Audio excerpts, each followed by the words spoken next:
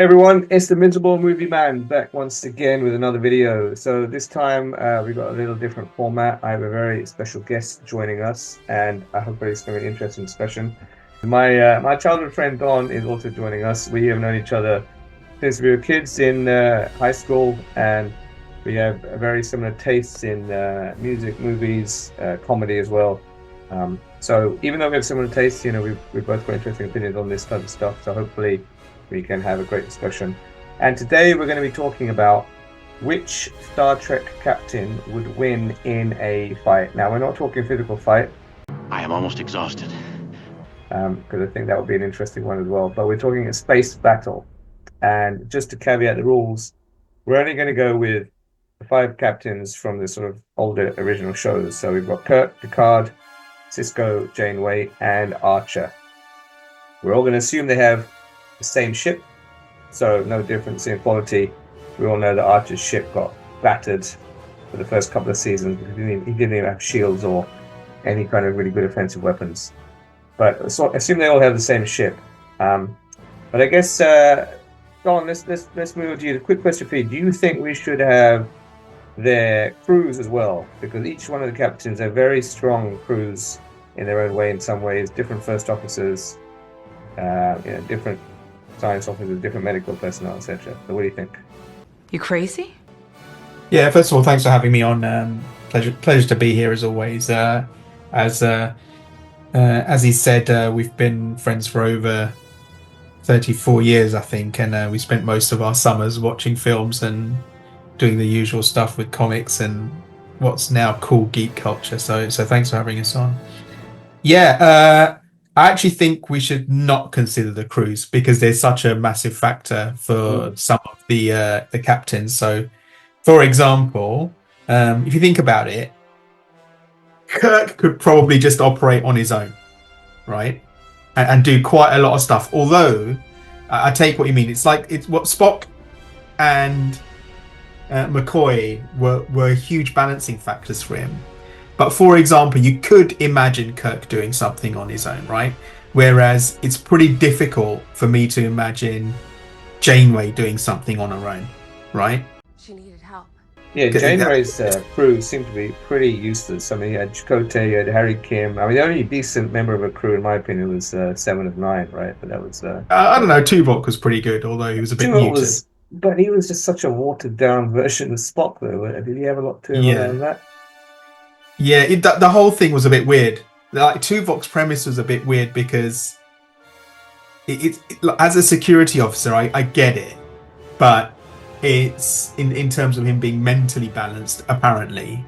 But it was kind of a weird thing. I felt that was sort of very purposeful plot design just to do something slightly different to correct. So otherwise, he'd just been a bad version of Spock. Like if he'd been any other kind of officer. So I think that was the only thing to change him.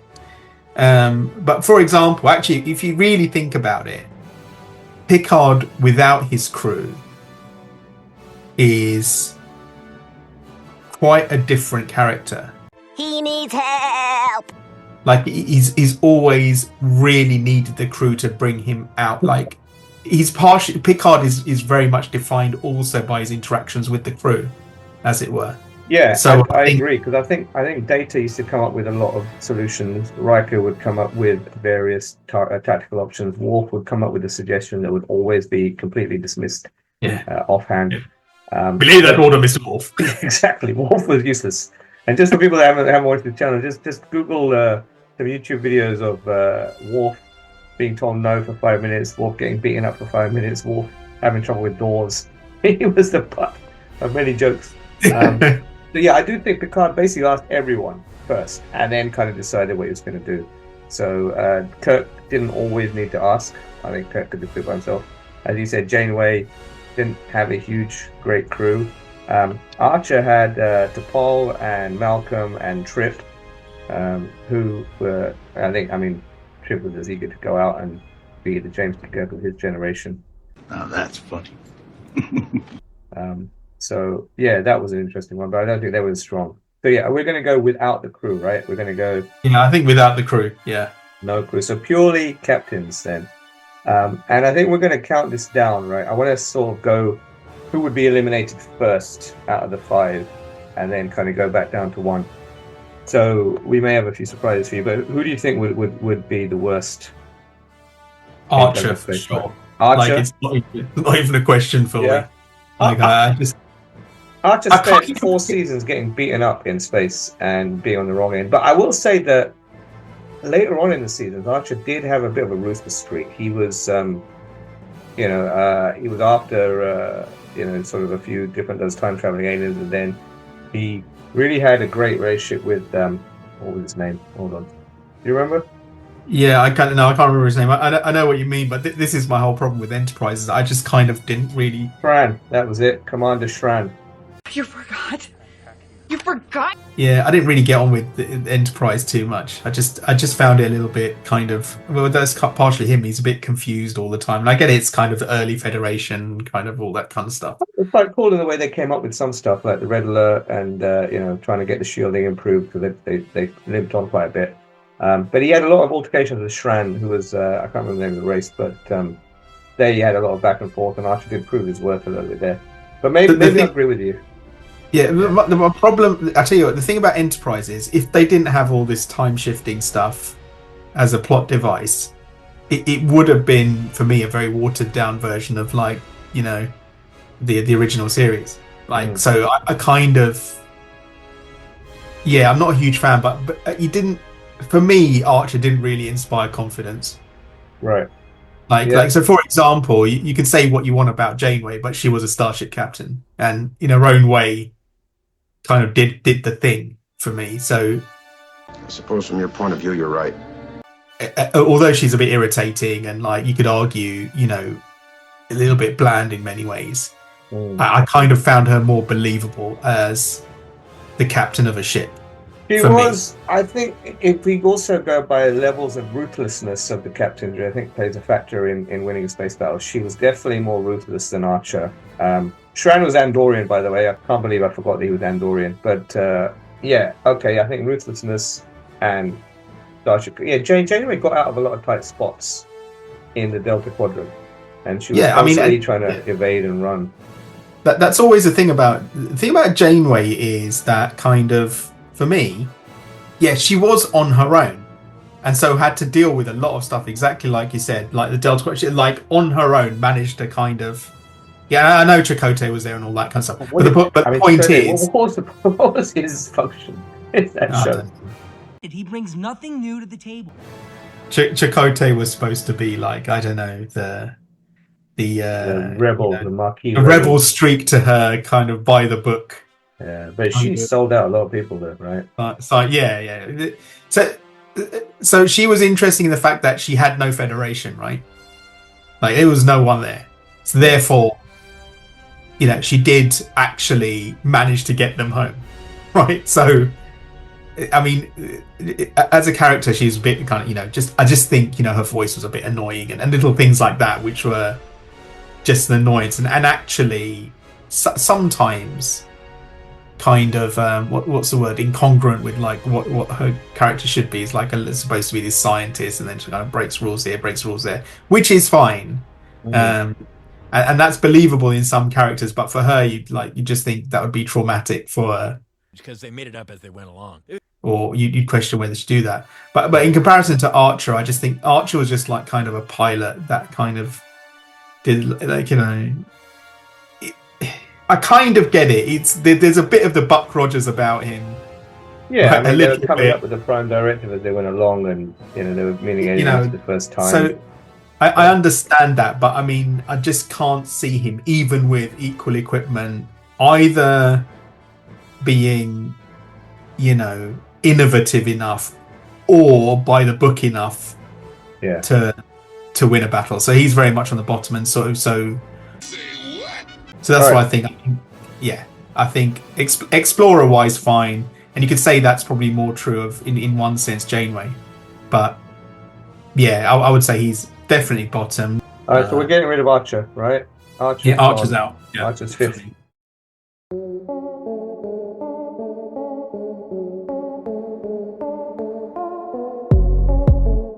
So out of the rest of them, you're saying Janeway goes next, even though, as you said, she broke every rule in the book.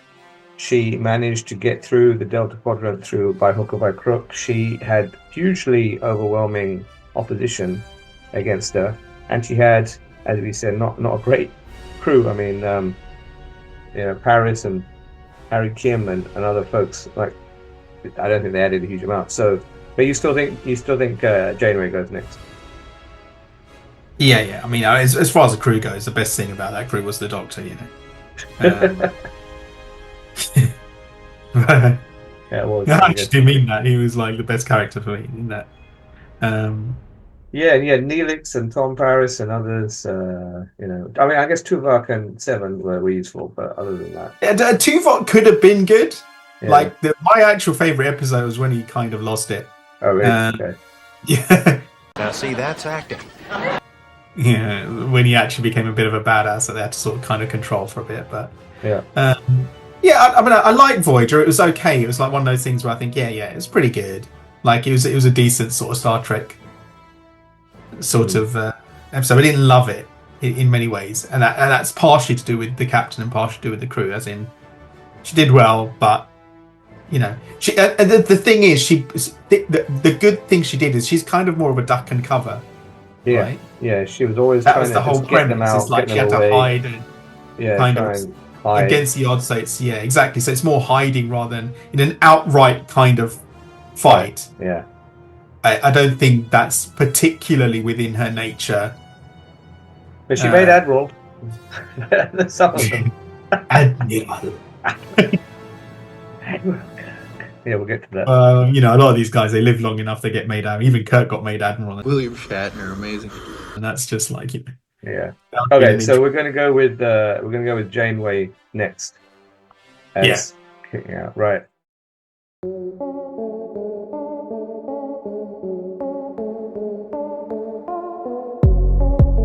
Now we get to the big three. Now it's hard. Now it's hard. Now it's Kirk, Picard, and Sisko. And I think before we go to who we think should go out next, we should talk a little bit about each of them, right? Because, Kirk is just legendary Starship captain, the prototype Starship captain.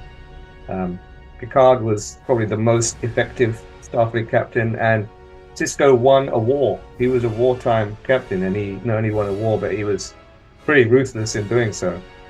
Yeah, I mean, Kirk's just like the man, right? He is the template, the original. Right, in many ways, he's just like for the Federation. He's the man that did, right? No matter what. And Picard is if you wanted to be on a ship, if I wanted to be on a ship and I wanted a captain, right? I'd want to be with him. Because he has the gravitas, he has the experience. He's Did he logical. lose the least people as well? Maybe out of all of them. I mean, he Like you don't want to be standing next to Kirk on he didn't have a red shirt in any syndrome kind or of fight because the chances of your death are high. Right? He'll be all right. Yeah, he'll be walking shot, away, and he'll say, "A sad thing, we lost Yeoman Dar. He was the best of us." So I mean, I think standing next to Kirk, human. Now, see, that's acting. Right. So we think Picard is the best captain out of those three. Yeah, I think your chances of survival as a crew member are highest with Picard. But who would win, though? I mean, you think out of these three, who we? Well, here's the interesting thing. It's like for me, I tell you what, I know it's a relatively popular in sort of fandom, but not in kind of. But I mean, actual, real kind of Star Trek sort of fans, as opposed to wider sort of culture, is like people really don't understand Sisko, and how great of an officer and a captain he was, because he had such a strong story arc, and faced real hardship constantly. So for example, if you look at it on a personal level, the other two didn't. I know Kirk lost his son, but he didn't kind of live that life. Wait a minute, he's a deadbeat dad. No, he didn't. lived a Yeah. normal life and like Well, we lost didn't his even know he family. had a son till much later on, right? Yeah, exactly. So it's not quite the same. Whereas Sisko actually had that life and like kind of, had real loss and responsibility and actually fought a war against, And I know Picard fought the Borg, fine, but also the Dominion were really quite a scary. Oh yeah, they had thing. everyone scared. They had everyone running scared.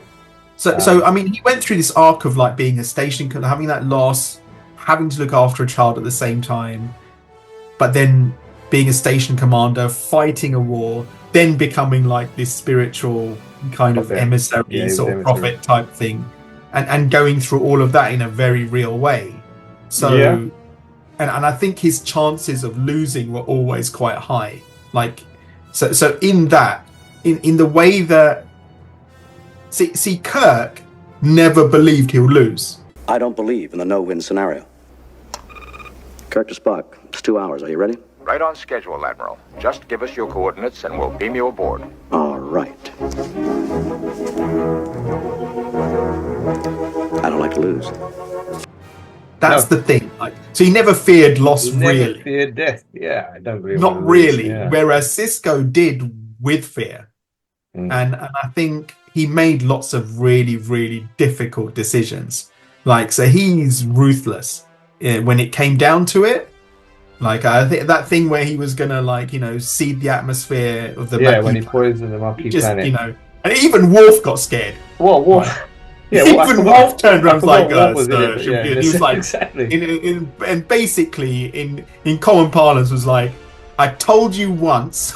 Yeah, I ain't telling you. Why are you still talking to me? Yeah. Do it. But It's like he isn't- had that ability to do that. But is that I mean, so I get what he did, and it was extremely effective, right? But we talked about him as a father. Isn't that the kind of thing that we just say, just a minute, Jake, I'm off to poison a planet. Do your homework later.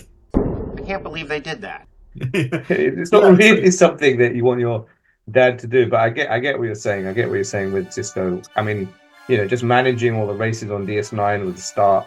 Then he got, hauled into the war. As you said, there's a lot of things he had to do.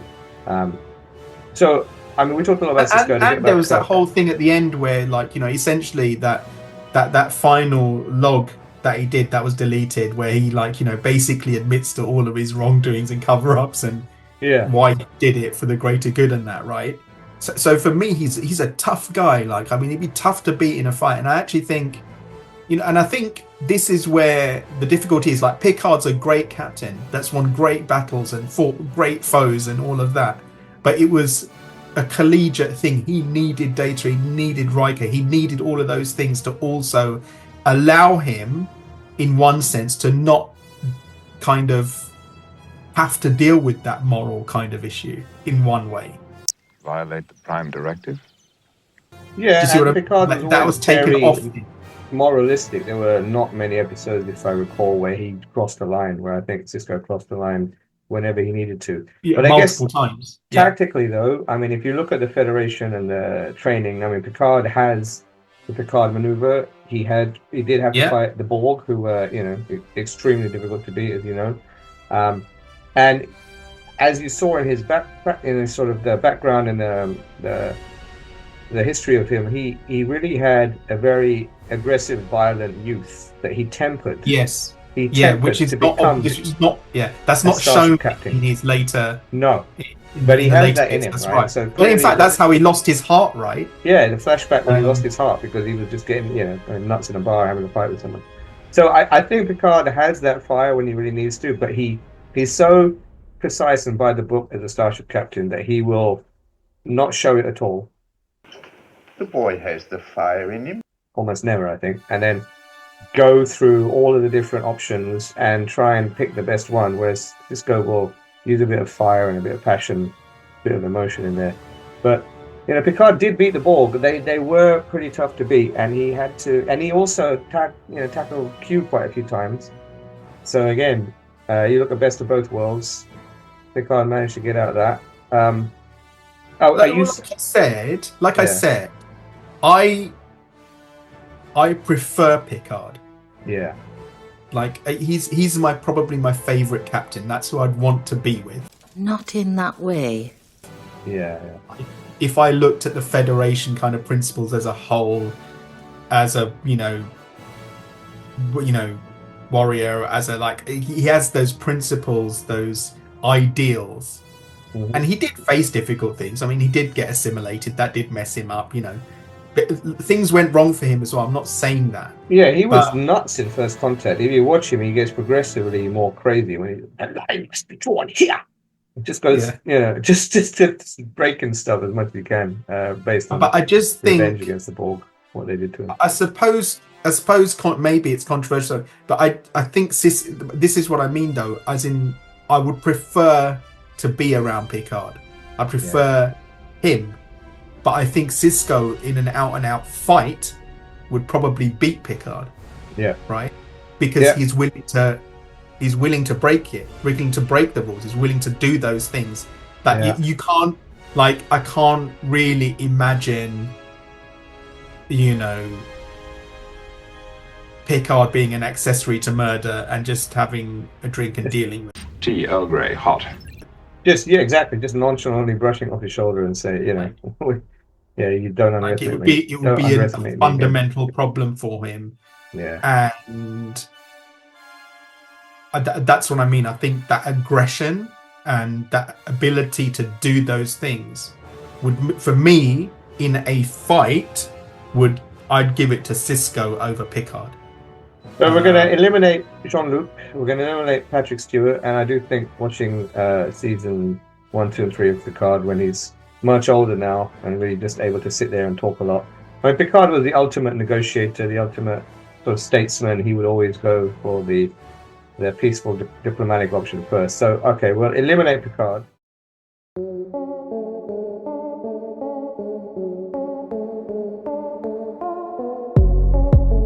And now we get to the big two.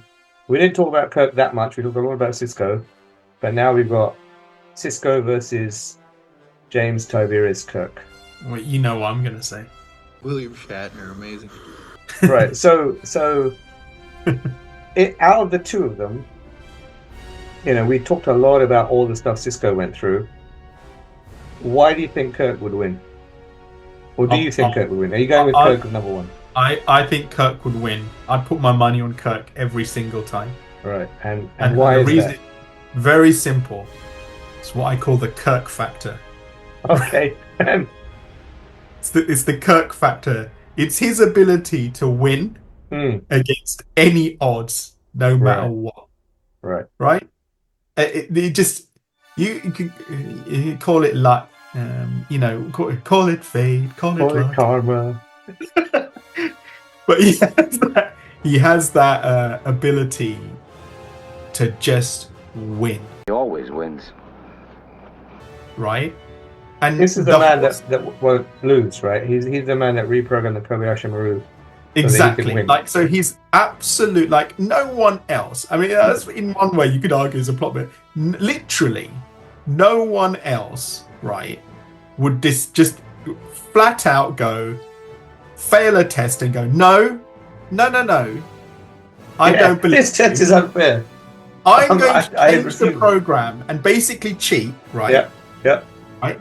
And everyone go, actually, you've got no, and then just get away with it. Well, you got accommodation for original thinking, right? Not only did he not get thrown in the brig and thrown out of Starfleet, he got accommodation. Yeah, right? Exactly. This is the kind of guy you're dealing with, right? Yeah. It's like, it doesn't matter what's there. It doesn't matter what Starfleet directives are there. Ultimately, he'll find a way to win. And he has more luck. Right? Be the most intelligent human in the history of the world. Death. Laughed in the face. The guy's a legend, right? So he does also have the Corbomite maneuver, if you remember that in the episode, right, yeah. Where that was something that again I would say that Kirk can bluff as a starship captain. Like he would win galactic series of poker. He can. I've never seen anyone bluff as well as he can. But I mean, going back to what you said about Sisko, right? Sisko will do anything across most lines to try and win. So you think that the luck that Kirk has, or the kind of, the ingenuity that Kirk has to get out of situations, let's call it. Yeah. The never say die factor would trump that. would trump Sisko's aggression and rule breaking and willingness to go further than most. Yeah, for me, yeah, because the other thing is that it's very easy to kind of dismiss the other sides of Kirk. He actually was like kind of a pretty good diplomat. Roger, there's no reason to do this by force. In his own way. Oh right? Yeah, I mean he managed to do sleep with things half like the that. He universe was by, able, keeping the peace. He was a pretty good diplomat. Fine, he did that a lot by like kind of sleeping with a lot of alien women. That's a different story. Not just alien women. He slept with. There was an episode where there was a carpet that was protecting his eggs, and that carpet fell in love with Kirk. So non-humanoid aliens were also in love with this man. Listen, man. Yeah, he got it. He's got it. Whatever it is, he's got it. This is what I mean. And it's things like, even things like, there was even like episodes where, he goes undercover as like, as a Romulan agent and stuff like this. And so he's actually more kind of nuanced. Will you be able to get back? Then I think people give him credit to it. It's just the fact that he just broke the rules constantly, right? And I think it's breaking it in a different way. So it's just that his mindset was that he couldn't get beaten. This is what I mean. So Sisko knowingly did things which in its own way is admirable and hard, right? Whereas Kirk was just like, no. And as I've said to you before, like for those of you familiar with kind of Marvel comics and stuff, he's the long shot of the Federation. Well, right? Another thing I like That's no small thing. That is no small thing, right? To somehow find a way of winning, like no matter how small that chance is. Yeah. Right. He kind of does it, right? So another thing I think is worth saying about Kirk, or a couple of things, is he goes. So other than like Picard is obviously evaluating all the situations, Kirk picks up pretty quickly at what he may need to do. I mean, the minute that Spock says two-dimensional thinking, Kirk is now using three-dimensional movement to try and outfox Khan. Have you ever read Milton, Captain? And then he also has the prefix code. I mean, Spock didn't have to tell him how to do that. He's trying to do that himself. So I do think Kirk is able to analyze the situation pretty quickly, and come up with a good plan that he thinks is probably gonna help him cheat death. And also, got to remember that the entire Klingon race feared this one man. They tell stories to their children to give them nightmares about how much of a warrior Kirk was. And if you watch, Star Trek V, which I did a video on the other day, if you haven't watched it, I'll put the link into the video now and put the link in the description below. But even in Star Trek V, the way he gets out is, I can't remember the Klingon's name, but he follows Kirk to try and best him so that he will become the most feared warrior in the galaxy. This is the reputation Kirk had amongst the Klingons and even perhaps the Romulans as well. A most fearsome warrior. This man was the ultimate sort of Starfleet warrior.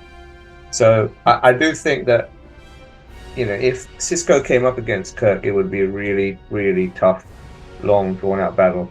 Well, the thing is, though, that, you can't, in a versus fight, it's kind of, it's like Generations, right? You'd think that someone like Picard would hate Kirk, right? But he wins him over. Yeah, Kirk wins everyone over. He wins him over. He wins everyone over. So that's part of his skill and kind of.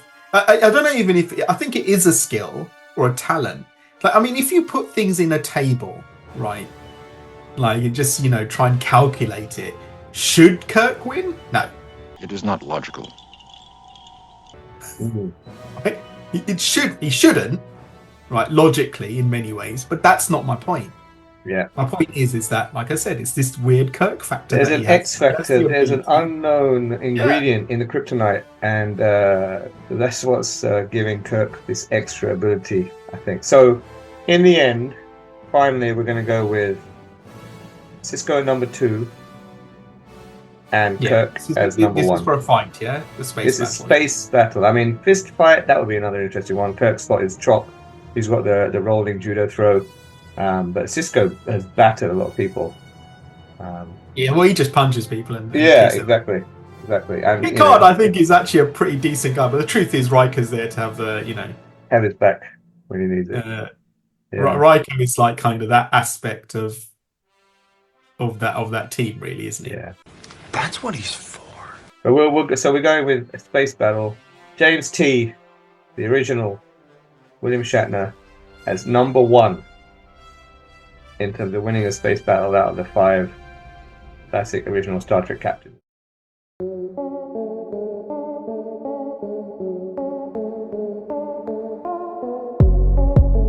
I'd have him as number 1 as winning any kind of conflict. Any kind of conflict. Yeah, right. Or game. Okay. Or something. Just because of his Kirk factor. Just the Kirk factor is strong. it's a strong thing. But you got to remember though, like just one thing I'll say, just to throw a little bit of spice in the mix. He didn't really escape Khan, right? Spock had to go and sacrifice himself, and he was counting down to his own death. Scotty couldn't do anything.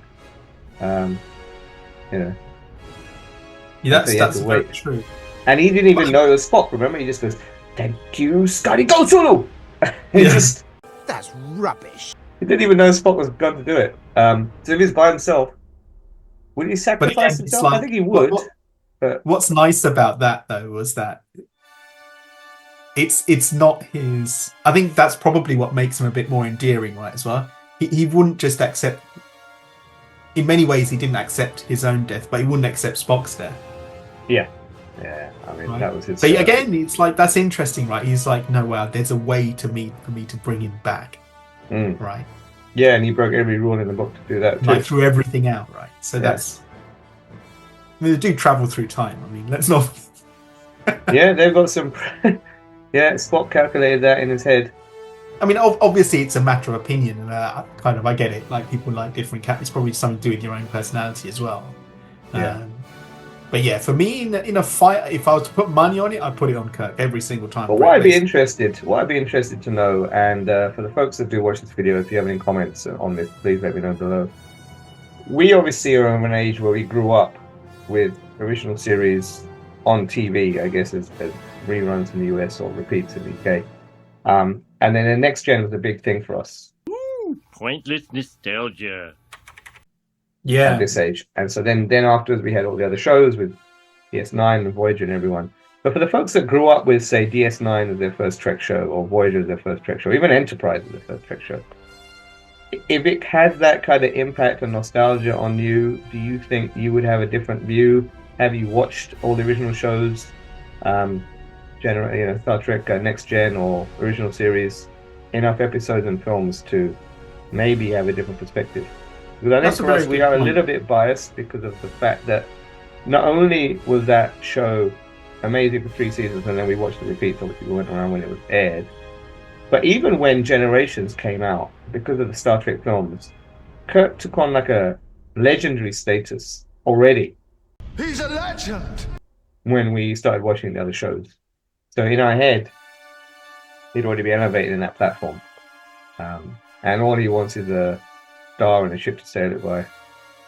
That is a very good point, and you could sort of draw a parallel, I think, in some senses with Star Wars. Now, pretty much, my view is like the sequels are pretty trashy, I think, because they're just lazy and a bit boring. But yeah, a lot of younger kids, like my son, thought it was actually pretty good, right? It's pretty good, but then the sequels, yeah. But then after he's watched the original 4 to 6 like a couple of times, he's actually come around to know actually this is much better, right? And that's from like a 10-year-old. Smart boy. But he doesn't find the pacing of A New Hope a bit slow, or Empire and Jedi go straight into it. But that's what I've heard a lot of people say. The younger kids that watch New Hope, that it's a bit slow pacing. But what the difficult thing is, it's also volume. It's I think I've been thinking about this a lot. It's like a lot of the nostalgia that we feel is that actually we had quite limited kind of exposure to stuff, right? If you imagine, right, what was available and how we used to watch it. We didn't have stream, couldn't watch it endlessly. I basically just watched it on TV when it came on. Yeah. So your attention was like on it, right? Well, and it was a part of your day, right? It's a part of your day. You wait for it. You would schedule time for it. And I mentioned that in my latest video before this one on top 5 film twists, because I remember when I watched Empire, I was 4, it came on TV. I am getting old. I didn't know the twist, and there's no social media, and my parents weren't, into the know with these things. So I watched it and I saw the twist myself, and it was a twist for me because it wasn't like widely known at that point. And I think to your point, we made these things big events. We were starved of content. We didn't have unlimited access to infinite content at the touch of your fingertips. But I think because of that, I think things were often a bit better written as well, because they kind of had to be. Yeah, you couldn't have like another series or another. They kind of had to do it, and you had to draw people's attention for that period of time. Because you had to go on audience viewing numbers. You didn't really look at anything else. Look, years ago, before the internet. But I guess we're running out a little bit of time. We've only got a few minutes left, so we're going to go with the order of Archer, then Janeway, then Picard, Sisko, and Kirk as our number 1 starship captain who would win in a fight in space with equal ships.